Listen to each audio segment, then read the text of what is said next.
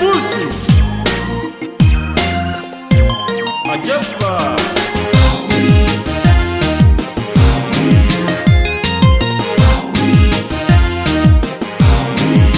Shagoye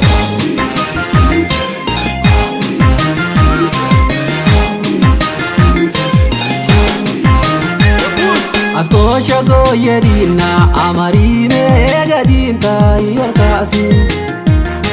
Waisi shagoye beqa ajarite animfa yorkasi Ilal dursheba agrilage egadan kenya waya dunya kadalu Ibe bigiltun kubeda agugutate waitate mananjaru Ulatenya orte kulo ota francalo wai hayunja amaruni Ibe magata jalala amasloyatu wai ondege zakuri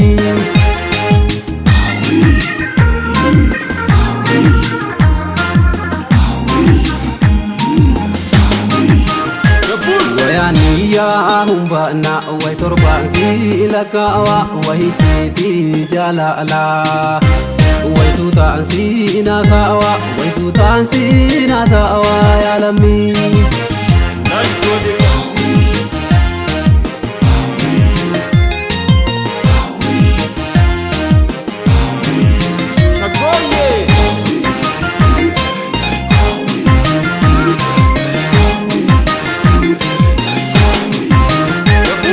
Asko shagoye dina amarine gadinta yorkasi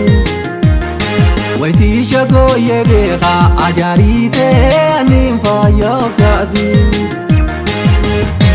Ilala jamti magota akaradopa wayagasi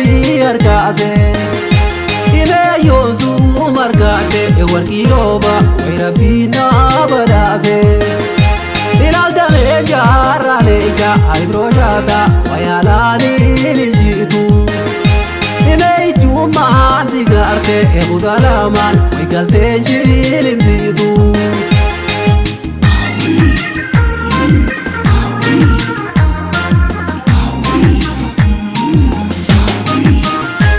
Waishagoye namshani waishani ndawarratate waishani manchakarte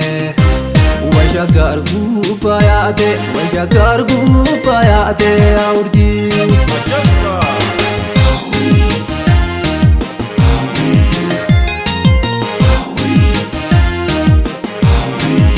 Shagoye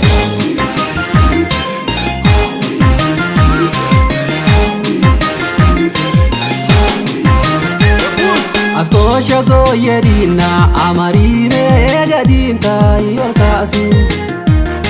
Waisi shagoye beqa ajarite animfa yorkasi Ilal noletin sigala agorogadi wai qombolcha mudabi Ime dubra jar sobume esadendaga wai nyaranku kunabi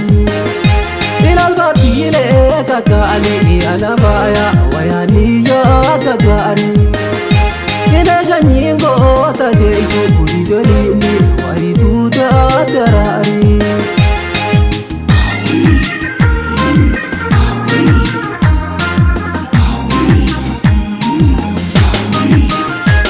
Wayoromo dalate waishanyiba karware wayodaja alate isa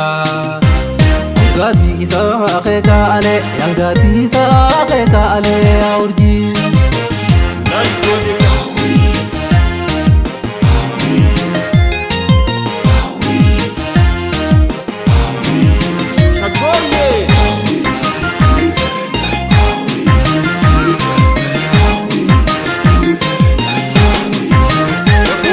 Asko shagoye dina amarine gadinta yorkasi Waisi shagoye beqa ajarite animfa yorkasi Bilala borri tintiya ajagar demti wailala kadagadu Ime jalawa likaba agama sirra wai warkira majadu Bilal barra rabile egoro goota ine bareentu magaari isin buusitu wayshanii oromoota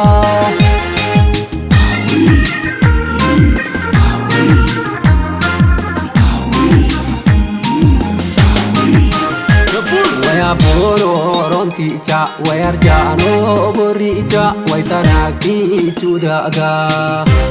wainta ala bilicha wayata doranicha